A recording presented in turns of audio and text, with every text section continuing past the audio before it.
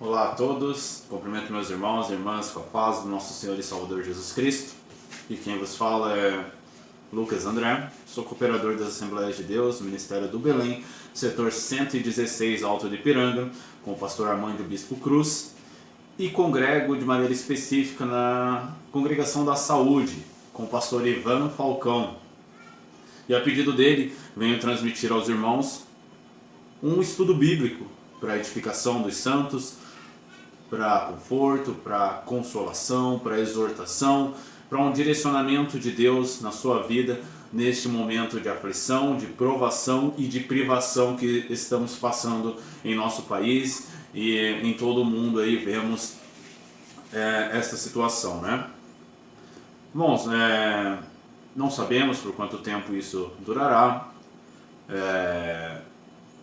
Sabemos que não é motivo para pânico, é motivo sim de cuidado, de prudência e motivo de aproveitarmos também bem o nosso tempo e buscarmos mais a Deus, buscarmos mais a leitura da palavra, o estudo da palavra, termos mais tempo de contemplação do nosso Deus através da palavra e também, principalmente, tempo para com a nossa família, tempo para restabelecermos, resgatarmos laços familiares, restaurarmos o culto doméstico, o culto familiar.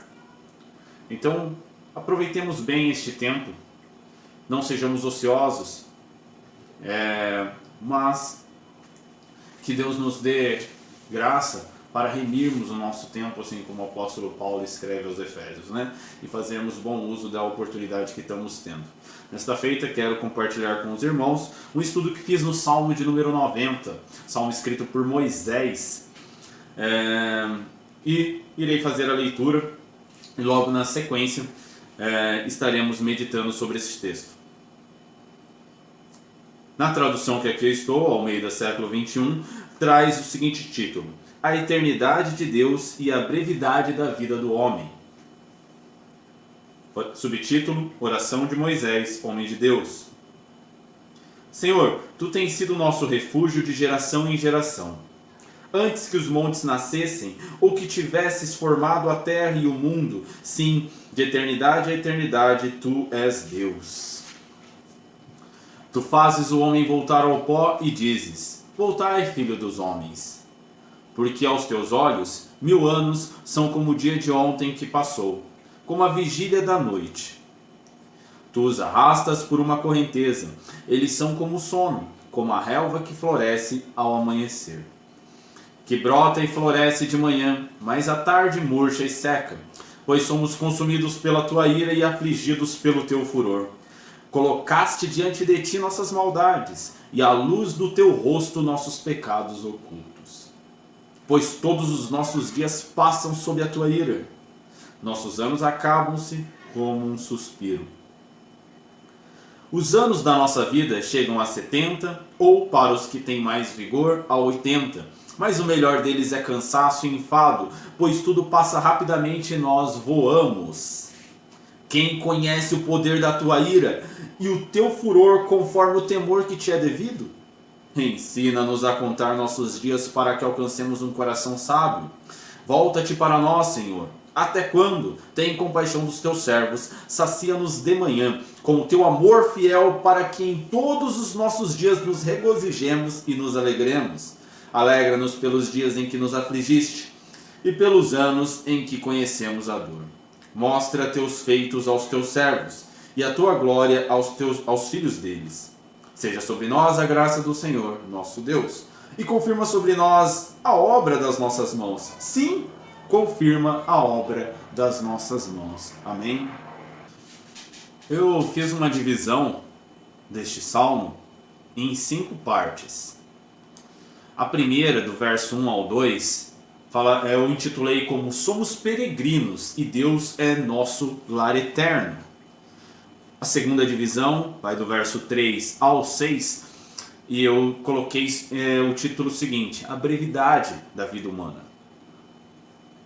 A terceira parte compreende do verso 7 ao 10.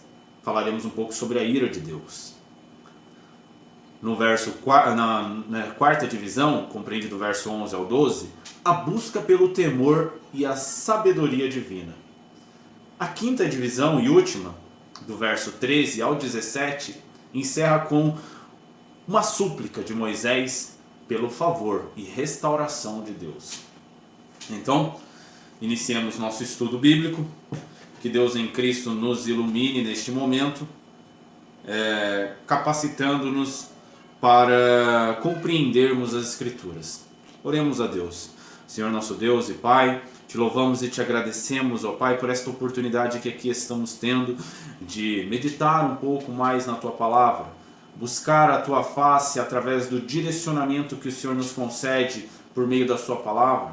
É por meio de Jesus Cristo que nos achegamos a Ti com confiança, crendo e clamando para que o Senhor, pelo Teu Espírito Santo, nos ilumine a entender a Tua Santa Palavra, a vivê-la de maneira digna.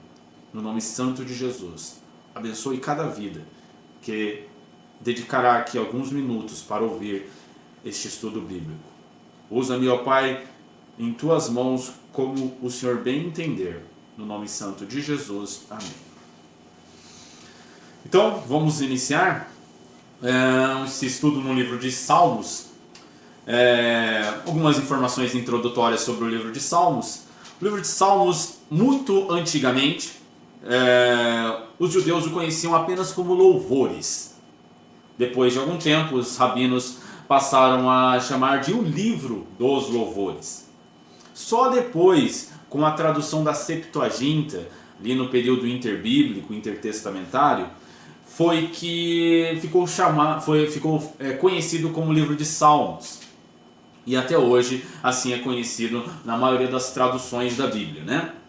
O livro de Salmo, ele, na verdade, são livros. Ele é organizado e dividido em 5 livros. 5 livros. E de maneira específica, o capítulo 90 que nós acabamos de ler, ele dá início ao 4º livro desses 5 livros que compreendem o livro dos Salmos. Do Salmo 90 ao 106 compreende o 4º livro de Salmos. E tem como ênfase esse livro a adoração do povo de Deus de maneira específica no templo. Ficou até conhecido por alguns como o livro dos sábados, né? Pois nas sinagogas comumente eram lidos esses salmos, do 90 ao 106 nas suas reuniões, né? Nesse salmo, irmãos, a mensagem central, o que nós vemos de maneira muito evidente, como em nenhum outro salmo, de maneira muito contundente, é o lamentável estado da humanidade diante do Criador, nosso santo e eterno Deus. Então, aqui nós veremos um contraste entre a fragilidade do ser humano e um Deus eterno, um Deus todo-poderoso, né? E o pastor Warren Wiersbe, comentando este salmo, ele começa o seu estudo com uma indagação que eu quero compartilhar com os irmãos. O subtítulo desse salmo traz que Moisés era um homem de Deus, um título muito usado no Antigo Testamento para os profetas de Deus. Mas como foi que Moisés se tornou um homem de Deus depois de passar 40 anos terminados em fracasso na terra pagã do Egito, 40 anos como um humilde pastor de ovelhas em Midian e mais 40 anos liderando uma marcha fúnebre pelo deserto?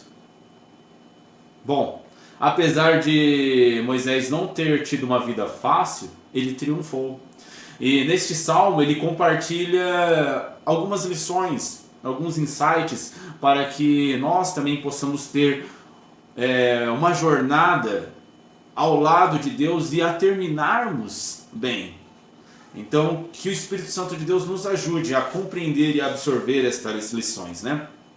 Antes precisamos entender um pouco do possível contexto em que Moisés escreveu este salmo, né?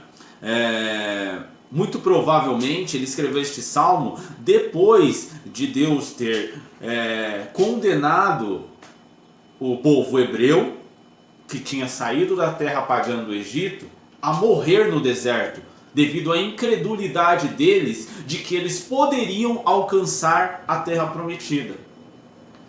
Moisés envia espias à terra prometida quando chega à beira dela, e esses espias trazem um diagnóstico daquela terra. E a grande maioria daqueles espias traz um diagnóstico bem pessimista, dizendo que seria impossível acessar aquela terra, eles conquistarem aquela terra, porque ali haviam gigantes muito poderosos. Apenas Josué e Caleb tiveram uma visão firmada em Deus, não um otimismo cego. Eles sabiam do desafio que teriam, mas eles acreditavam que se Deus fez a promessa para eles, Deus os capacitaria a conquistar aquela terra.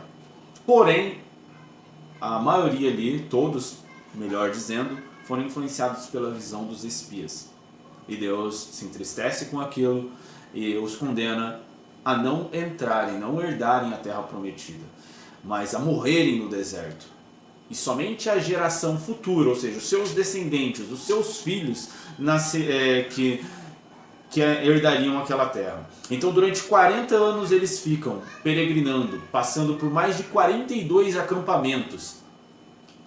As escrituras vão nos relatar 42 acampamentos onde eles permaneceram. E Moisés liderando essa marcha fúnebre. Pois durante 40 anos Moisés viu israelita atrás de israelita morrendo. Então esse é o cenário em que ele escreve. Um cenário de aflição, de privação, um cenário bem tenebroso, de morte. E é nesta reflexão, neste contexto, que Moisés escreve este salmo tão profundo. E ele começa, já nos 2 primeiros versículos, nos dando a primeira lição para essa jornada triunfal que ele teve com Deus. Ele diz: Senhor, tu tens sido o nosso refúgio de geração em geração. Então aqui ele chama o Senhor do seu refúgio, o Senhor do seu lar. Assim, apesar de eu estar aqui peregrinando pelo deserto, o Senhor é o meu lar, o Senhor é o meu refúgio. E detalhe, ele é o nosso refúgio de geração em geração. Gerações passam e morrem e Deus continua, eterno. Então o fundamento da fé de Moisés aqui estava num Deus que é eterno e que é o nosso refúgio. E assim como Moisés e os israelitas, nós cristãos somos peregrinos neste mundo. E Deus deve ser o nosso lar. Deus, ele é o nosso refúgio. No verso 2 ele diz: antes que os montes, que as montanhas nascessem, ou que tivesses formado a terra e o mundo, sim, de eternidade a eternidade, tu és Deus. Uma das frases mais belas das Escrituras. Que profundidade teológica nisso que Moisés está dizendo. Contemplemos a eternidade de Deus. Irmãos, as Escrituras, a Bíblia, ela é como que uma janela neste mundo onde estamos presos neste momento, para vislumbrarmos, para termos uma pequena visão da eternidade. Devemos contemplar este Deus eterno e nos maravilhar nessa doutrina. Que doutrina maravilhosa sobre a eternidade de Deus. É o fundamento da fé de Moisés. Então, como eu intitulei, nós somos peregrinos e Deus é o nosso lar eterno. Quero ler com os irmãos Deuteronômio 33, 27, onde essas palavras de Moisés são ditas novamente. Quem está com a sua Bíblia aí, me acompanhe. Só a parte A. O Deus eterno é a tua habitação e os braços eternos te sustentam. Eu digo isto para você que está me ouvindo. O Deus eterno é a tua habitação. Se não é, deve ser. Entregue-se a este Deus eterno, pois os braços eternos dele te sustentam em todos os momentos. Amém? Vamos prosseguir para o nosso segundo ponto, a brevidade da vida humana. Voltando aqui para Salmo 90. No verso 3, ele vai dizer: tu fazes o homem voltar ao pó e dizes: voltai, filhos dos homens. O ser humano, ele vive desde a queda, relatada em Gênesis 3, sob a sentença divina da morte. Tu és pó e ao pó retornarás. Gênesis 3, 19. Ao ler esse versículo, a gente tem a impressão que todos os dias Deus ordena à vida, aos homens, à humanidade, retornem, tornai-o ao pó. E é isso que nós vemos diariamente, pessoas morrendo. Isso desde a queda de Adão. Tudo que ocasione morte são consequências do pecado adâmico, seja catástrofes naturais, seja doenças, epidemias, morte por velhice, tudo são consequências do pecado adâmico. Nós vemos isso de maneira muito evidente em nossos dias. Contudo, nós cristãos olhamos para a morte de maneira diferente, pois no Novo Testamento Jesus vai nos revelar algo além do que Moisés conhecia. A proposta de vida eterna ao lado de Deus. Ao ponto de Paulo dizer que a morte ela é lucro, pois ela só nos aproxima do nosso Senhor. Então, neste momento de aflição que estamos passando no nosso país, devemos indagar nosso coração. Estamos preocupados por amor ao próximo, por cuidado ao próximo ou por medo da morte? Eis o X da questão. O cristão não deve ter medo da morte. Ele deve sim incentivar as pessoas que têm um risco muito maior de contágio, né, de pegar essa doença, a ficar em casa, mas não por medo da morte, mas por amor àquelas pessoas. Por amor e não por uma ousadia imprudente.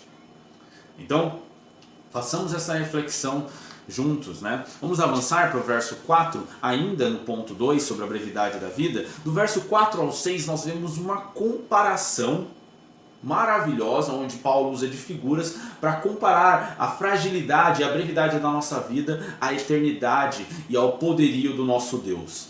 Eu vou ler do 4 ao 6. Porque aos teus olhos 1000 anos são como o dia de ontem que passou, como a vigília da noite. Tu os arrastas por uma correnteza.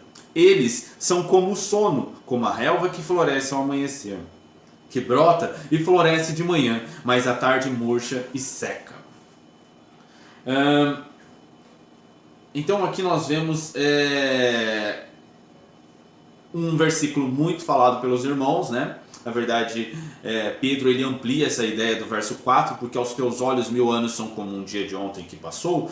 Lá em 2 Pedro 3,8, você que está com a sua Bíblia aí, abra comigo, 2 Pedro 3,8, vai nos dizer: mas vós, amados, não ignoreis uma coisa, um dia para o Senhor é como 1000 anos, o que Moisés disse, só que aí Pedro vai além, e 1000 anos como um dia. Então, aqui nós vemos a comparação na questão da eternidade.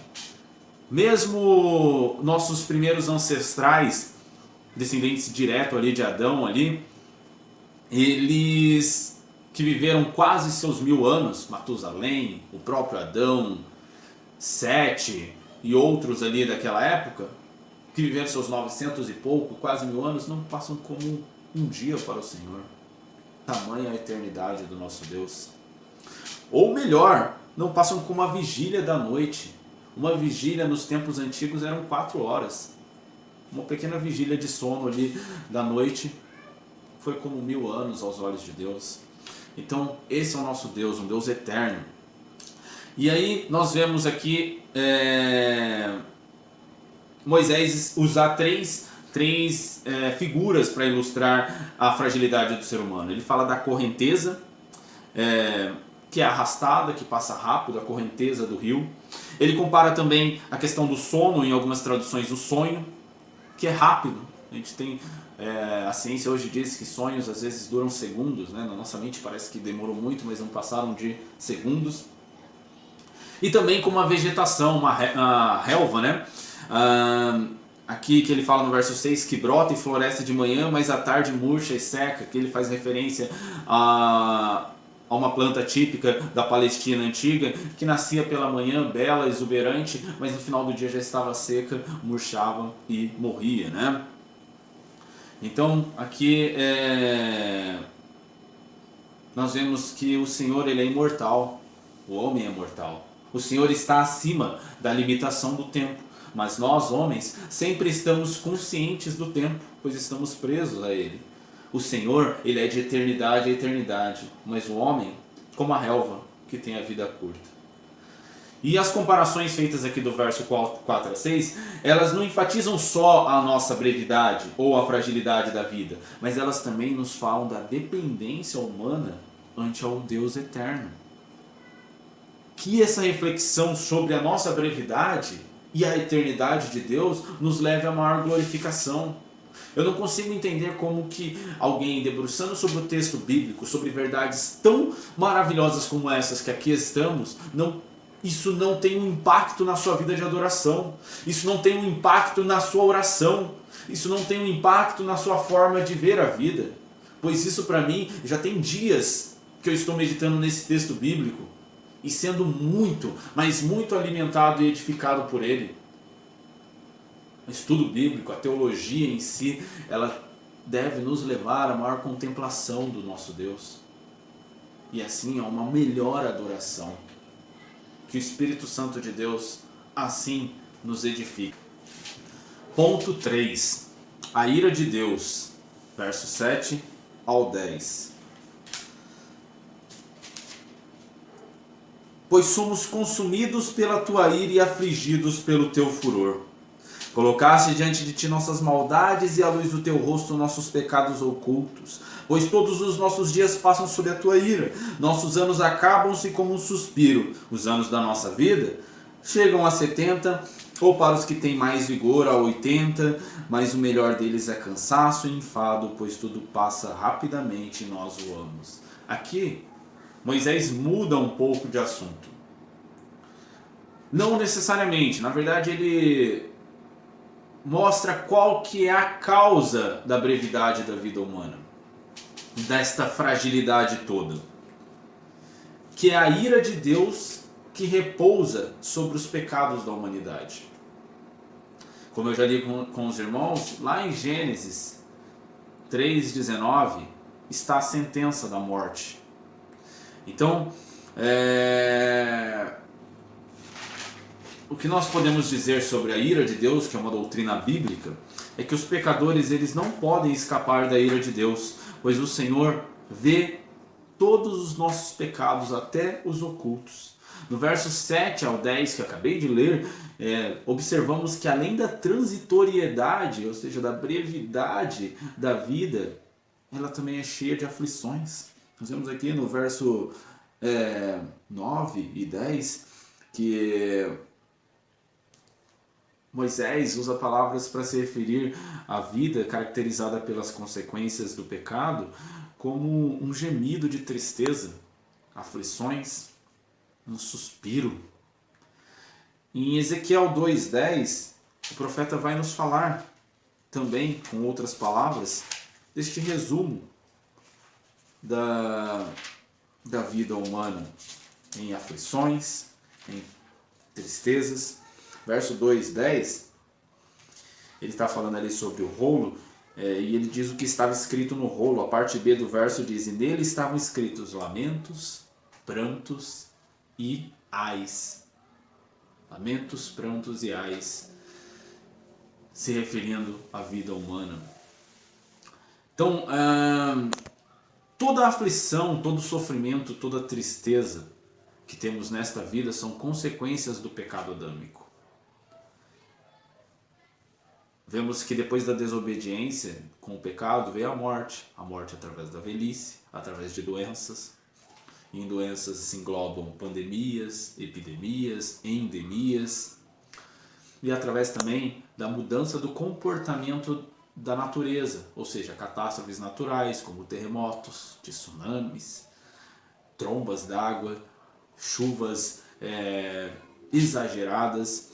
Então todas estas coisas, desde o pecado adâmico, existem e continuarão existindo até a vinda de Cristo.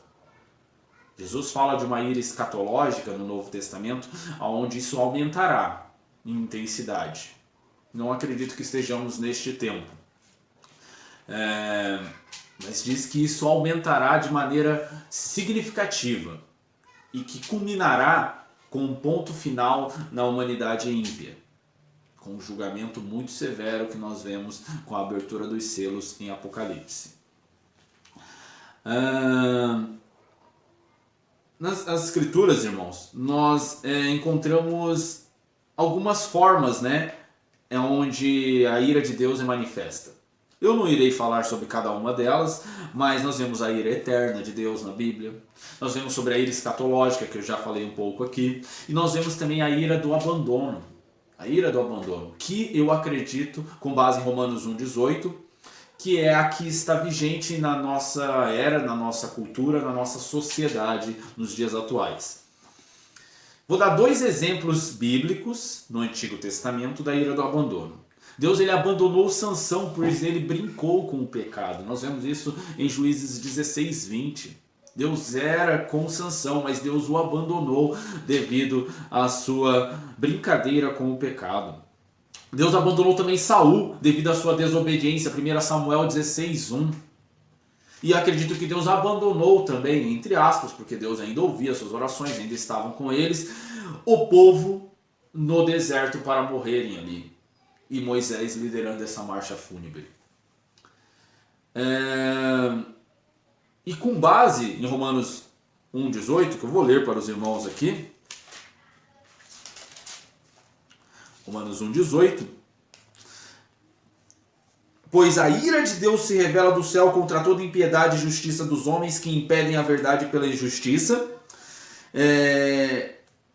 E depois eu quero ir lá para o verso 24, que diz: e por isso que Deus os entregou à impureza sexual, ao desejo ardente de seus corações, para desonrarem seus corpos entre si. E aí vem uma lista de outros pecados que vão sucedendo a isso. Deus os entregou, Deus os abandonou. Isso no Novo Testamento, isso na Era da Graça, isso nos nossos tempos. Então a ira de Deus no Novo Testamento, na Era da Graça, se manifesta com Deus abandonando o povo que deliberadamente não dá glória ao Criador, mas prefere as paixões, prefere a criatura, prefere a si mesmo, se idolatrando, a se destruir em seus próprios pecados.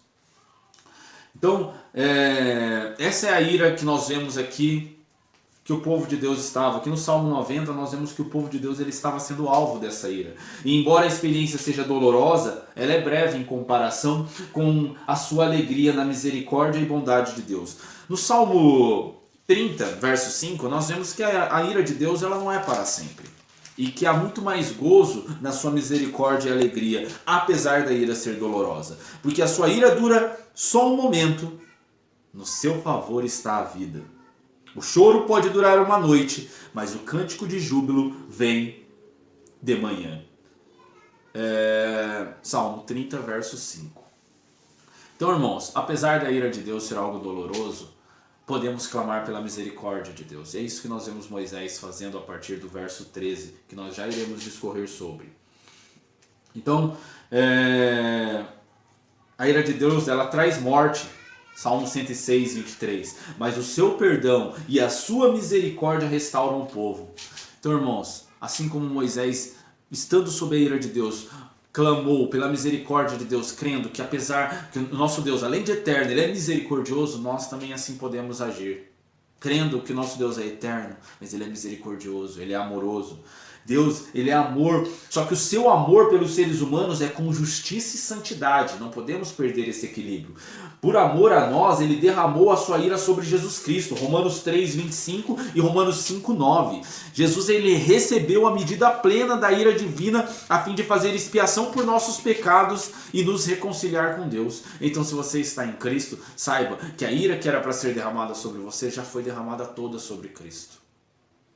Louvemos a Ele por isso. Após Moisés observar e refletir o tamanho da ira de Deus e que nada passa despercebido aos seus olhos, ele avança aqui no verso de número 11, ele faz uma pergunta retórica.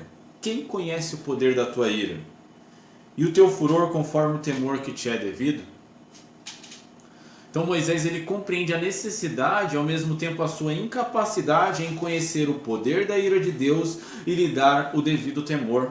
Então o que ele faz? Ele clama a Deus que os ensine. Ensina-nos a contar nossos dias para que alcancemos um coração sábio. Ou seja, o que significa contar? Não é que uma questão matemática, significa aproveitar bem cada oportunidade de viver que nos é concedida de maneira que alcancemos um coração sábio e assim um modo de viver que glorifique a Deus. Ou seja, meditando na ira de Deus e levando em conta outras passagens bíblicas, como o profeta Jeremias vai citar, que o fato de não sermos consumidos é por causa das misericórdias de Deus. Isso deve nos levar à reflexão que nós devemos fazer bom uso de cada dia que Deus tem nos dado. Se Deus nos permitiu viver mais esse dia, mesmo nós não merecendo, que venhamos clamar a Ele que Ele nos dê também sabedoria para fazermos bom uso deste tempo. O apóstolo Paulo fala sobre isso na sua carta aos Efésios, no capítulo de número 5, verso 15, dizendo: portanto, estais atentos para que o vosso procedimento não seja de tolos. Em dias como esses que temos vivido, temos tendo tempo para estar em casa, muitos têm agido como tolos, não têm aproveitado bem, com sabedoria, o tempo que Deus tem nos dado. Ele diz que nós devemos ser sábios, aproveitando bem cada oportunidade, porque os dias são maus. Os dias são maus, irmãos. Façamos bom uso desses dias que Deus tem nos dado. Estejamos atentos à misericórdia de Deus. E aí, vamos para o último ponto, que é uma súplica pelo favor e restauração da parte de Deus. Fora desta visão pessimista que nós vemos Moisés descrevendo no verso 9 ao 10 da vida humana, ao ponto de dizer que não passa de um gemido de tristeza, de um suspiro, distante dessa visão, ele passa a clamar agora pelo favor de Deus. Ele diz: pelos teus servos, no verso de número 13, volta-te para nós, Senhor. Até quando? Até quando agirás com ira? Tem compaixão dos teus servos. Ou seja, mesmo que não mereçamos, o que nós aprendemos com Moisés aqui é que Deus ele se ira, mas que ele também é um Deus misericordioso e devemos clamar pela sua compaixão. E clamar para que Deus venha nos saciar novamente pela manhã com o teu amor fiel, para que em nossos dias nos alegremos e nos regozijemos. Alegra-nos pelos dias em que nos afligiste e pelos anos que conhecemos a dor. Que um novo dia de graça possa irromper para o seu povo. Esse é o clamor de Moisés aos israelitas no deserto. E esse é o meu clamor, esse é o clamor que a igreja deve levantar. Que com corações contritos, quebrantados, arrependidos dos nossos pecados, venhamos clamar a Deus pela misericórdia e para que Ele venha restaurar a alegria, o regozijo em nossas vidas. A oportunidade de novamente nos reunirmos e cultuarmos a esse Deus santo e maravilhoso juntos, ao invés de orações angustiantes. Irmãos, a noite ela é escura, então que o alvorecer possa ser logo. No verso 16, Moisés ainda nos ensina mais. Ele fala: mostra teus feitos aos teus servos e a tua glória aos filhos deles. Devemos orar pelas próximas gerações, pelos nossos filhos, por mais gerações de cristãos firmes em Jesus Cristo. E ele conclui dizendo: que seja sobre nós a graça do Senhor nosso Deus, e confirma sobre nós a obra das nossas mãos. Sim, confirma a obra das nossas mãos. Irmãos, por mais breves, frágeis que sejamos, nossos esforços e obras elas podem ser abençoados com um valor divino, quando depositamos as nossas vidas nas mãos do Senhor. Isso é confirmado pelo Salmo de número 127. Avance aí na sua Bíblia e acompanhe comigo. Se o Senhor não edificar a casa, em vão trabalham os que a edificam. Se o Senhor não proteger a cidade, em vão vigia a sentinela. Então que venhamos clamar, assim como Moisés clamou, para que Deus venha abençoar os nossos esforços, os nossos cuidados no combate a esta doença. Que Deus venha abençoar as medidas que corretamente têm sido tomadas pelas autoridades para que sejam eficazes, porque senão todo o nosso trabalho será vão. Que venhamos clamar ainda mais para que, como peregrinos, Nossas obras e esforços têm um valor divino, acumulando tesouros no céu. Abandonando o materialismo, abandonando o imediatismo do nosso tempo e buscando em Deus nosso lar e refúgio eterno. Que Deus em Cristo venha abençoar cada um que ouviu até aqui. Que Deus em Cristo possa abençoar nossa nação, nos livrar desta praga e que o seu nome venha a ser glorificado. No nome santo de Jesus. Amém.